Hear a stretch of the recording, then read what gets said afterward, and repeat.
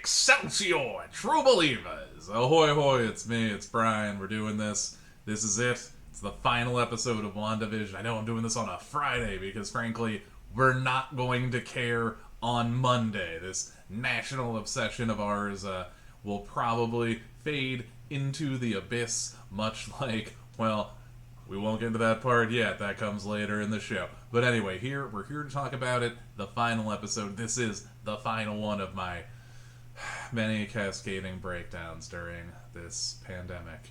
But this time, it's a breakdown of a TV show that people enjoy. So let's just jump right into it with our dramatis personae.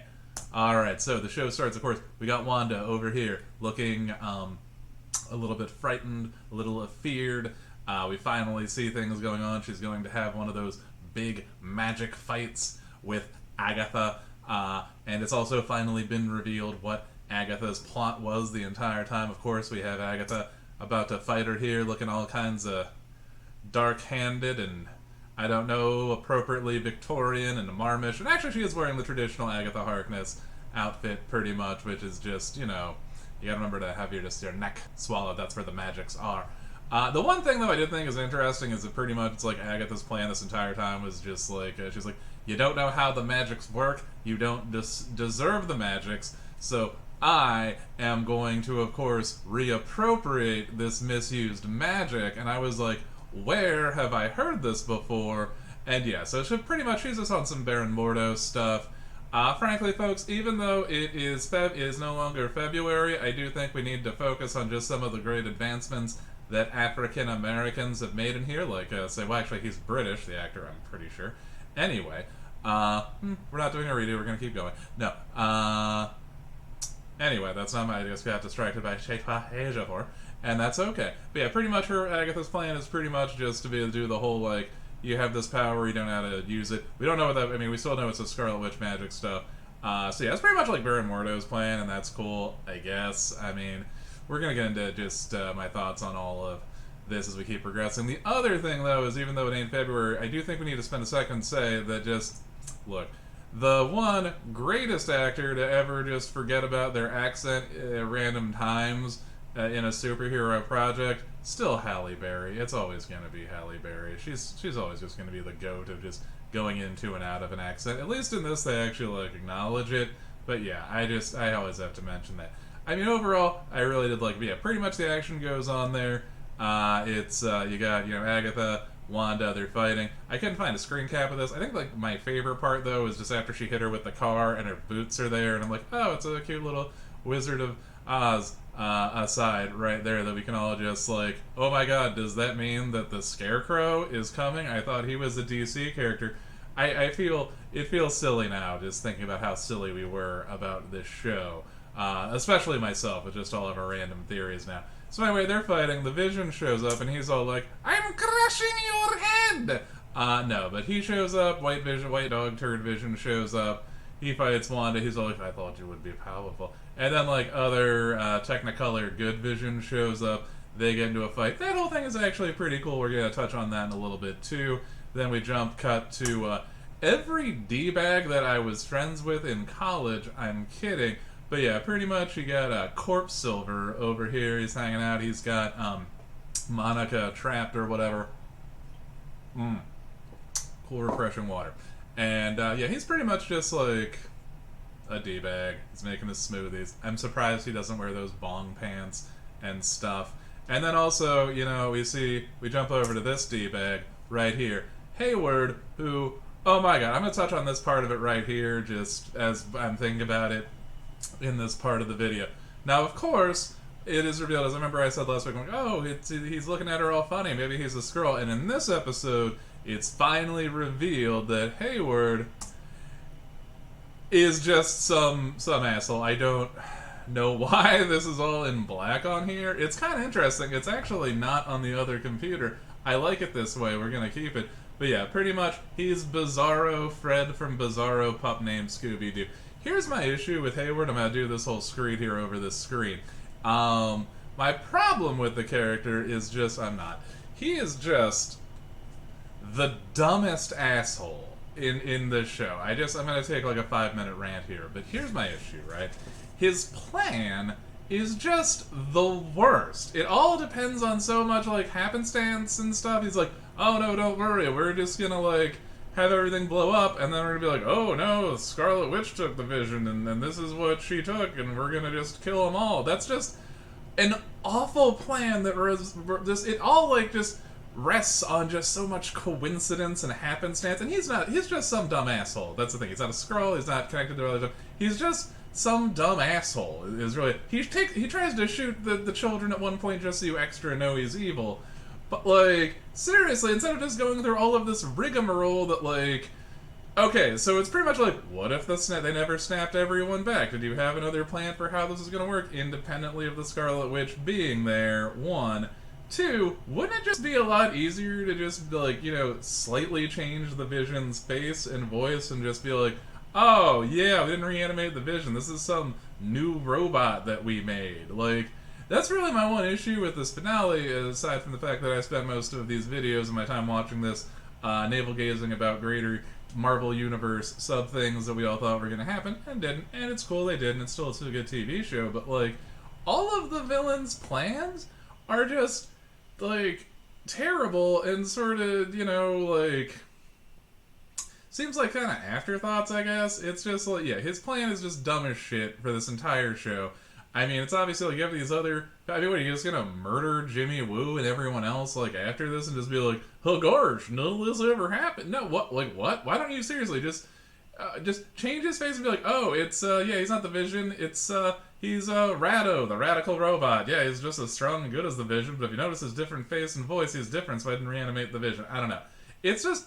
His plan is so bad that it takes me out of the rest. It's not even that he's not like some other thing here. It's just he's a dumb asshole, and he's just such a dumb asshole. And like, and also it's like you're gonna okay, so you're gonna give it like you're like, oh, we're gonna pretend that we didn't resurrect the Vision, but also we're gonna give the name for the project for resurrecting the Vision a cute name like Cataract. Like it is. It's bad. That part of the show is bad. I think overall the show is good. I just think his plan and endgame is bad. Okay, let's move past this red herring. We won't do that. So anyway, then we get back to Agatha and Wanda. They're fighting, and then Agatha's all like, yo, look, the Darkhold says that, you know, the Scarlet Witch, and then I would personally, if I was Wanda, looking in the Darkhold, see, like, that lady, this book doesn't have any words in it. These are just drawings, you know? Like, these are just interpreting some pictures, money. Like, it's, I don't know. That part of it fell a little flat for me, man. Get, like, the whole, just maybe don't show the book, because as you can see, this book ain't got no words in it. Like, they see, anyway, it's fine. So anyway, we cut back here to the big reveal that Pietro, Corpse Silver, is, again, trademark Bryan Preston, is none other than Ralph Boner, who, of course, many X-Men fans will know, is the famed X-Men hero, Vomit Penis. His actual name is Richard Boner. I'm kidding. No, he is, of course, again, another red herring. Actually, in this case, the case of Mr. Boner, it actually works out, though, like, a lot of people didn't realize this, though. He's the informant, I'm assuming, that Jimmy was going to originally go meet, which is what got all these other people involved in it, because he did mention that he was an actor. A lot of people thought it was going to be Simon Williams, who is, of course, Wonder Man, who was originally, I think, cut out of Guardians of the Galaxy 2 and played by Nathan Fillion in that. But anyway, yeah, so the big reveal is that, yeah, Corpse Silver, he's just some jabron, which is also, hey, that's cool, man. He's some guy. His name is, again, Richard Boner, and I just made up the fact that there never was an X-Men character named Vomit Penis. The closest would be Zeitgeist from Ecstatics/X-Force. But no, anyway, he's right here, and we get back here. One thing I did think was cool, though, is like right before it's the family, they get all back together, they're about to have that big throwdown and stuff. I do like that they actually, because in episode 6 they had one of the movies on the marquee was The Incredibles, and they actually do the Incredibles pose, I think, they like for a second. So anyway, we got this big family throwdown and stuff. That part's cool. The kids, you know, they do the speed powers, they do the Wiccan stuff. Again, the dickhead sword guy tries to murder children at one point just so you know he's evil. But anyway, we'll get to that in a second. Or will we? I don't know if we will. I don't remember what other slides are in here. As again, did this on Friday. There aren't screencasts of a whole lot of stuff. But anyway, they do that fight. And then we get to actually one of my favorite parts of the show is the whole this whole metaphor about the ship of Theseus. Pretty much the whole idea of it is like you have the two visions, right? And they're sort of talking about like which one of them is the vision, and like what it means to actually like themes of like existence, what all that means, the whole idea of like even though all of the planks, even though none of the original wood in the ship exists, was all replaced over time, though, like is it still the ship of Theseus even though it's not the original materials? And that's the whole idea where it's like you know you got White Dog Turd Vision. He's pretty much like the physical representation of Vision, and then you got Not Dog Turd Vision. He's pretty much like the experience, almost the soul of the Vision, I think, as I refer to him in a number of these videos. And they pretty much come to the conclusion that in a way, they are both the Vision. He is the body, the mind, and then pretty much, again, Not Dog Turd Vision very easily unleashes the memories inside of White Dog Turd Vision. And again, how is this your plan? This is just such a bad plan. Like, he's obviously going to override that program, and he is a super advanced robot, and you are just some dumb bastard that thinks he's going to beat superpowered children. Like, again, it is so mind-numbing how bad this plan was. Just, to me anyway, doesn't make a whole lot of sense, whatever he does. But again, it's an afterthought. The show is really more so about, like, like what makes up family, what makes up our own existence, the ideas of grief, mourning, etc. And it handles those themes and topics pretty gosh darn well. I think like a lot of the stuff, a lot of the emotional journey that Wanda goes on, etc. and all that stuff, that's good. The whole Vision dealing with his own nature, like what actually does it mean to be, that shit's cool. The villains and their plots are bad. I also forgot to mention this earlier. At one point, Agatha says, torturing people isn't very heroic, and I was just like, that is the most un-American shit I have ever heard in my life, lady. We do love torture here, man. I can't make anything without getting a random leftist screed in there. But anyway, we'll continue on here. So pretty much, again, not a whole lot of screen cap for this other stuff. I also realized how very dark I look in that green screen over there, just that big dark border. Well, whatever. We ain't doing a second take, so we're gonna live with this. But anyway, pretty much they had their whole fight there. There was also the whole part I omitted where all the residents of Westview were like, oh god, why we're under your spell and such. It was bad. I didn't like it. I miss my daughter. I just, we want to get back to our normal lives in this dying town in New Jersey. It's so bad. This town is, okay, so pretty much this part right here is, of course, this frame's taken from after Agatha wanted to have their big magic battle to do. It's less silly than, say, the magic fights in, way less silly and cooler than the magic fights in Lord of the Rings, whatever. It's like, maybe they're 20 years old, but anyway. They do that. Wanda's like, but you see, the runes, girl chick, they're on the walls, and that means, I am only a wizard who uses magic here. And, so anyway, she hits her with some of that magic whammy, beats her, finally absorbs the powers of the Scarlet Witch. Agatha's all like, this is gonna spell doom. There's also, oh, you know what?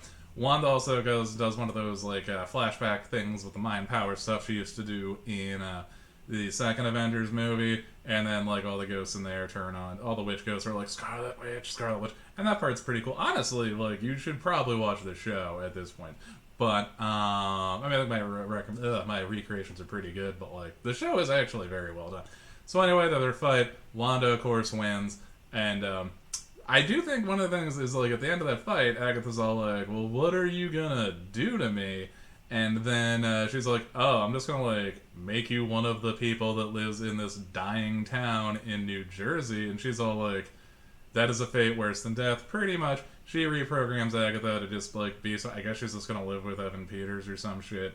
And they're all just gonna be like, what? And she's not gonna make any recollection of this. And he's gonna be all like, cool, bro. Oh, also, the other thing I like, though, I forgot to mention, was, like, apparently his puka shell necklace was how he was being mentally controlled, which, God, just... I just wanted him to, like, start playing the General by Dispatch at one point, just so he could really just be that late 90s, early 2000s D-bag that he is. I just... God, I bet he follows fish around the country. He's gonna talk about how his pants are just sustainably made. We're gonna go play disc golf later, something that actually I do love. But anyway...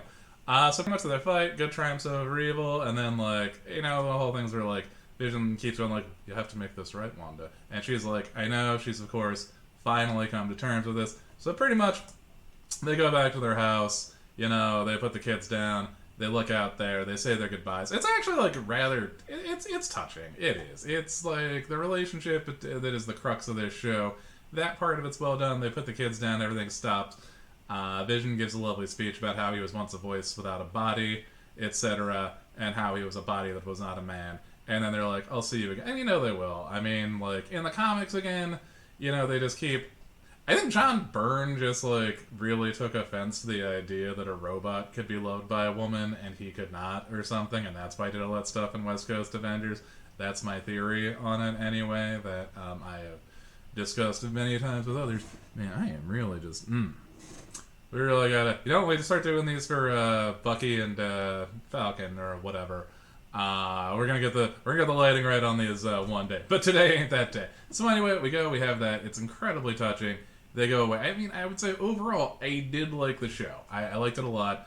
I'm not, all of our Mephistos, our nightmares, our things that I've said many times about energy being redistributed. I mean, that's really, like, important to me, but not important to the show. So, I mean, it's whatever. Also, they're probably going to, like, touch on those threads down the road. I do think there's still some viable stuff with all that. And then, of course, we got our stingers. The first stinger, of course, is the one where, and there weren't screen caps, and I don't put a whole lot of work. Anyway, the first stinger is one of those, someone's like, "Hey, Monica, we gotta go talk. This guy was friends with the dad," and then she's like, "She's a Skrull, go into space." We set her up being in Captain America 2, maybe in that Secret Invasion show, I don't know. Again, so that's cool, we got more Photon, and then we see Wanda out in the middle of nowhere. She's in a cabin, she's doing her floaty stuff, reading the Darkhold, and then here's her kids being like, "Mom!" And that's probably going to tie us back into that flipping, the Doctor Strange too. I mean, pretty much, like, because again, the kids, they're somewhere. I mean, you're not going to put all this Young Avengers stuff on the table and not cash in on all that sweet Avengers, fat cash, that Young Avengers stacks, as it were. I mean, you got this, you got the Hawkeye, you got the Bishop, you're probably going to get Patriot in Captain America, Falcon, and Winter Soldier. But yeah, I mean, I think overall, my thoughts on the show, I liked it. Granted, I think a lot of all of our wacky theories, I know the ones I espoused, most of those didn't come true, but at the end of the day, like, I know some people are probably going to hate it because of that, but, and this is, the show, if it engages, if some form of media or entertainment engages you enough to put that much thought into it, right, it's been effective.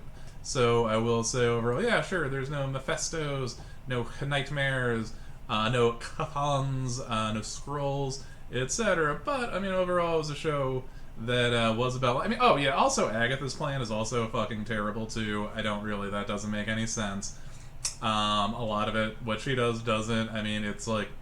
Really, if you want to just keep using your powers, you think there's a lot of other ways you could finesse it. I mean, we're not going to get into that.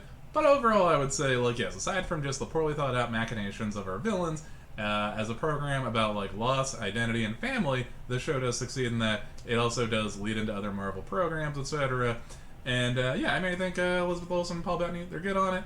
All the villains, they're very... Kristen Hahn's great in it. I just think that, Agatha's plans aren't really super well thought out. And Hayward's are even less well thought out. But overall, quality show, 2 thumbs up, and yeah, that's been it for me, and we'll see you eventually. I'll probably do some videos on some other stuff that's not directly involved in related to the TV. I don't know, there's some stuff that always interests me, but you know what? We'll get to that at a later time. And you know what, folks, I'd be remiss is if you do enjoy programs that are all just serpentine and labyrinthian and incredibly dense, and you have to actually pay attention to everything, and it does pay off in very stupid ways. Check out some of the stuff that I write, You go listen to some Meanwhile the Skull Base, you can find that on Spotify, etc. Check out some of the podcasts, other stuff, because I do like really dense things that do tie into the lore. And again, it's not the end of the world. I mean, yeah, we all spent way too much time thinking about that stuff, but we spent a lot of time thinking about it, which means the show was good. I guess. You know what? I'm not even gonna get it. Yep. Because the last time I did that with a TV show, it was Lost, and that show was on for 6 years, and that finale was... Oh, God, I'm going to stop now. All right. Bye.